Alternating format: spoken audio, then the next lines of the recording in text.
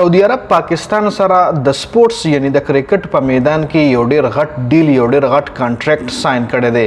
تاسو لا په تصویر کې هم ښکاري د پاکستان کرکټ بورډ چیئرمین محسن نقوی او د سعودي عرب چې کوم سپورتس وزیر دی نو د هغوی ملاقات شوی دی او باقاعده MOE ساين شوی ده.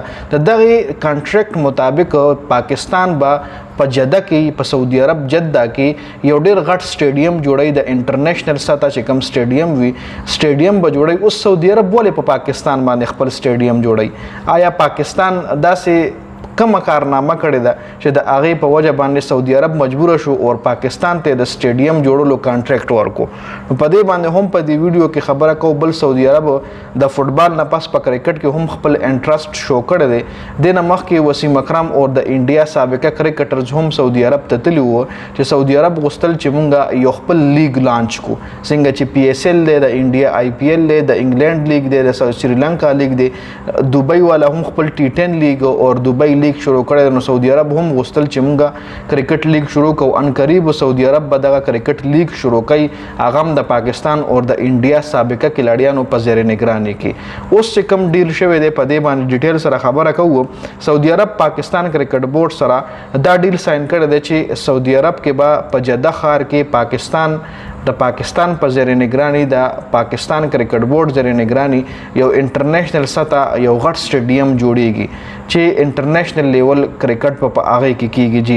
او دغه سټیډیم کې د پاکستان کرکټ بورډ فائدہ بداوي چې دغه سټیډیم بیا پاکستان کرکټ بورډ ایز ا هوم ګراوند استعمالول شي PSL میچونو د پاره یا نور داسې میچونه که پاکستان هوسټ کوي نو په دغه سټیډیم کې هوسټ کول شي. دې کې به باقاعده سعودي عرب پاکستان ته خپل حصہ ورکوي.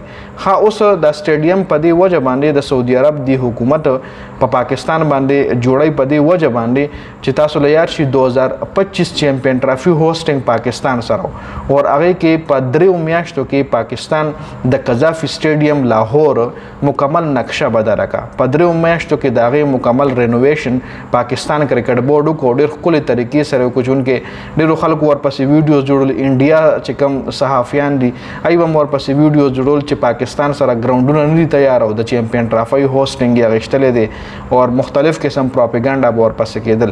خو چې ان مقرره د چیمپئن ټرافي وخت راغو سکیجول ټایم راغو نو هغه ټایم پاکستان قذافي سټیډیم لاهور چې کوم کمپلیټ تیار کړو جی.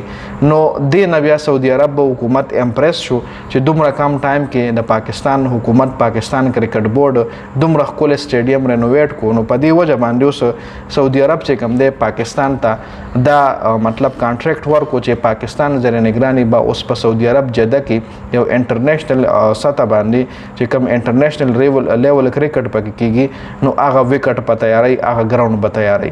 نو د دې ګراوند پاکستان تم فائدې شته او سعودي عرب خو به هوم ګراوند وي چې سعودي عرب کله خپل لیګ کوي نو خامخا هوم ګراوندز د کرکټ ګراوندونه برابرۍ په کار راځي.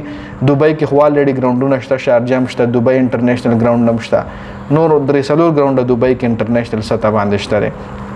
نو سعودي عرب هم د فوټبال نه پس په کرکټ کې هم خپل اکټیویټیز شو کړي دي.